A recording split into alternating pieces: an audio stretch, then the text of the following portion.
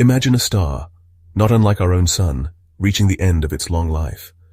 It has spent billions of years fusing hydrogen into helium, a magnificent engine of light and heat. But all engines eventually run out of fuel. When a star like our sun does, it doesn't go out with a bang. Instead, it gently shrugs off its outer layers, creating a beautiful, glowing cloud of gas called a planetary nebula. What's left behind in the center is the star's hot, dense core. This remnant is called a white dwarf. It is an extraordinary object, about the size of the Earth but containing the mass of a star. These white dwarfs are incredibly common throughout the universe. They are the final, quiet resting state for most stars. They just sit there, slowly cooling down over trillions of years, eventually becoming a cold, dark lump of matter known as a black dwarf. But this quiet existence can change dramatically if the white dwarf is not alone. If it has a companion star orbiting nearby, this stellar ember can be reignited. The quiet, fading diamond can become one of the most powerful explosions in the entire universe. A white dwarf on its own is destined for a quiet eternity, but many stars in the universe are not alone. They exist in pairs, known as binary systems, locked in a gravitational dance that can last for billions of years. Now picture one of those stars being a white dwarf, and its partner being a normal living star, perhaps a red giant that has swollen up in its old age. The white dwarf, with its incredibly strong gravity, starts to pull material from its larger companion. It becomes a cosmic thief. A stream of gas, mostly hydrogen and helium, begins to flow from the companion star towards the white dwarf. This material doesn't just fall straight onto the white dwarf. The white dwarf greedily pulls more and more material from its partner. This stolen matter piles up on the white dwarf's surface, adding to its mass. But there is a limit to how much pressure this matter can withstand. There is a magic number, a critical mass, known as the Chandrasekhar limit. If the white dwarf can steal enough material to push its own mass over this limit, it can no longer support itself. When the white dwarf crosses this threshold, it triggers a catastrophic runaway chain reaction. The white dwarf obliterates itself completely in a cataclysmic event known as a Type Ia supernova. It shines with the light of billions of suns, briefly outshining the entire galaxy it is in. The journey towards a Type Ia supernova is not a sudden affair. It is a slow, methodical process that can take millions of years. The binary star system must be just right for this to happen. The two stars must be close enough for the white dwarf's gravity to be an effective thief, but not so close that they merge prematurely. During this long feeding period, there can be smaller, preliminary explosions. As hydrogen from the companion star builds up on the surface of the white dwarf, it can get hot and dense enough to ignite in a flash of nuclear fusion. These nova explosions can happen repeatedly, blasting away some of the stolen material. For the white dwarf to eventually become a supernova, it must be able to accumulate matter faster than these nova outbursts can blow it away. Finally, the moment arrives. The white dwarf has gained that last bit of mass.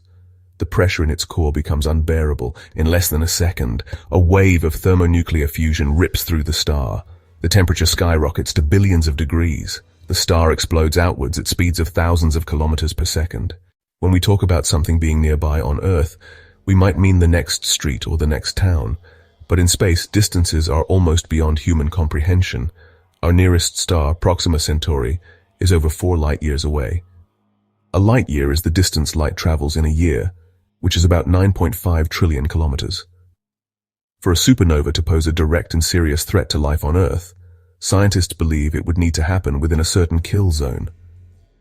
Most estimates place it somewhere around 50 to 100 light-years from us. If a Type Ia supernova were to occur within this range, the consequences would be catastrophic. At this distance, the amount of high-energy radiation reaching our planet would be enough to cause severe damage to our atmosphere. The closest known white dwarf to us is Sirius B, which is about 8.6 light-years away. Fortunately, Sirius B is a solitary white dwarf with no companion to feed it mass, so it poses no threat. Fortunately, astronomers have surveyed our local stellar neighborhood quite thoroughly. While there are a few binary systems containing white dwarfs within a few hundred light-years, none are currently thought to be on the verge of exploding. If a supernova were to occur, say, 60 light-years away, the first thing we would notice is the light. And what a light it would be.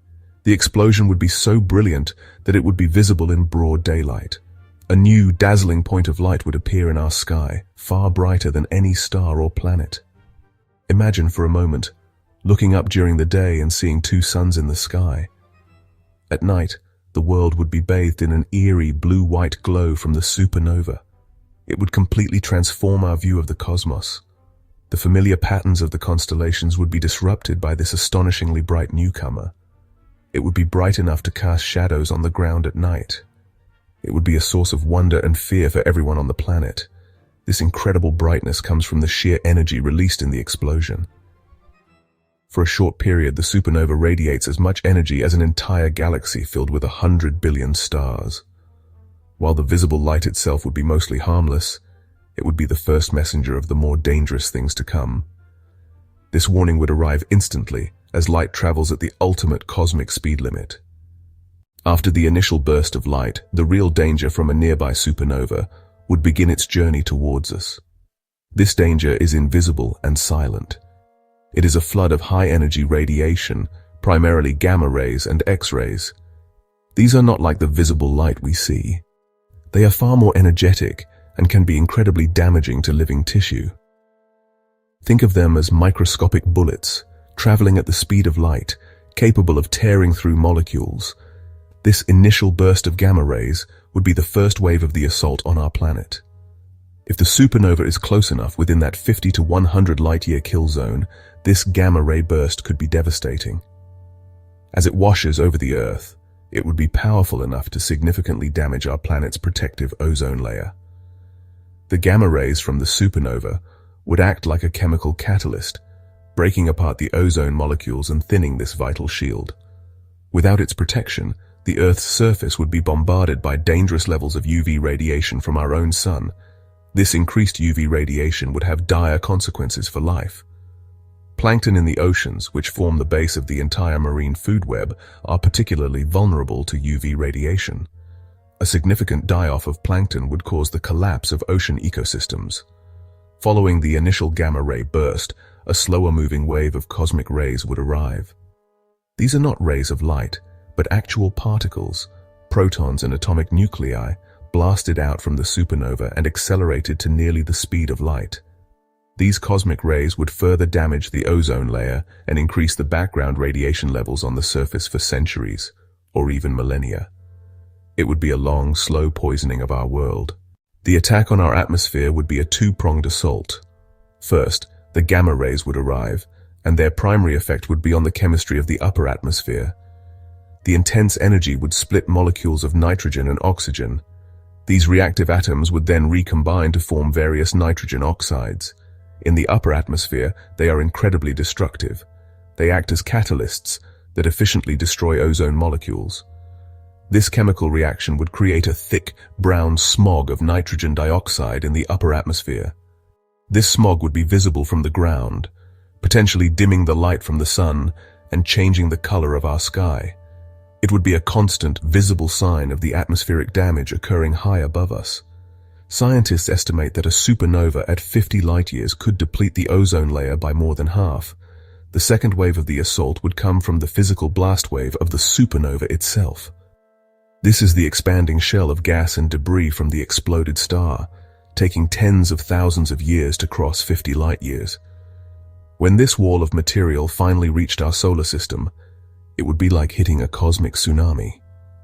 The shockwave would compress the heliosphere, the protective magnetic bubble that our sun creates around the solar system. If the supernova's shockwave were powerful enough, it could push the boundary of the heliosphere all the way into Earth's orbit. This would leave our planet directly exposed to the harsh environment of interstellar space. Our planet's own magnetic field would be our last line of defense, but it would be overwhelmed. The bombardment of cosmic rays would increase dramatically, posing a direct radiation threat to any life that had managed to survive. While the immediate effects of a nearby supernova would be devastating for life, these explosions are also a fundamental part of the cosmic story of creation. They are the universe's great forgers and distributors of new elements. The elements necessary for life, the carbon in our cells, the oxygen we breathe, the iron in our blood, were all created inside stars. but many of the heavier elements are forged in the unimaginable heat and pressure of a supernova explosion.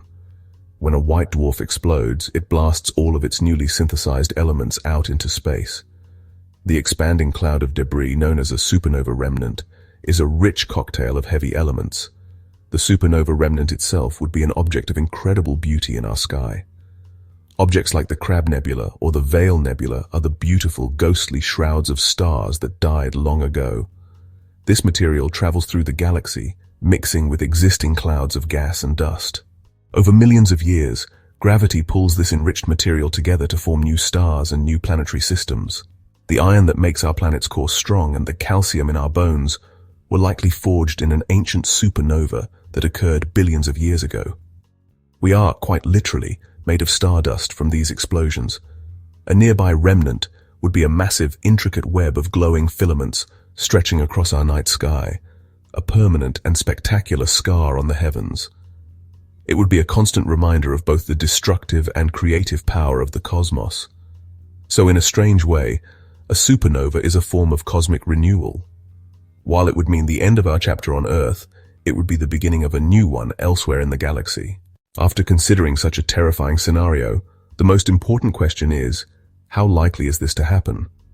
The answer, thankfully, is that it is extremely unlikely. The conditions required for a Type Ia supernova are quite specific. When astronomers look at all the known star systems in our immediate cosmic neighborhood, they have not found any candidates that fit this description. Surveys like the Gaia mission are meticulously mapping the positions, movements, and characteristics of over 1 billion stars in our galaxy. This great cosmic watch gives us a very good census of our local stellar environment. On average, a Type Ia supernova occurs in a galaxy the size of the Milky Way only once every few centuries. The odds of one happening within our kill zone are astronomically small. We are far more likely to face dangers from right here on Earth than we are from an exploding star, so we can look up at the night sky not with fear, but with a sense of wonder and perspective. The stars are not just beautiful points of light. They are part of a grand, evolving universe. They live and they die, and in their death, they seed the cosmos with the building blocks of life. Understanding events like supernovae helps us appreciate our own precious and perhaps precarious place in the universe. It reminds us that we live on a small, fragile world in a vast and dynamic cosmos. We are safe for now, free to simply watch the wonders unfold. The story of the universe is one of constant, magnificent change.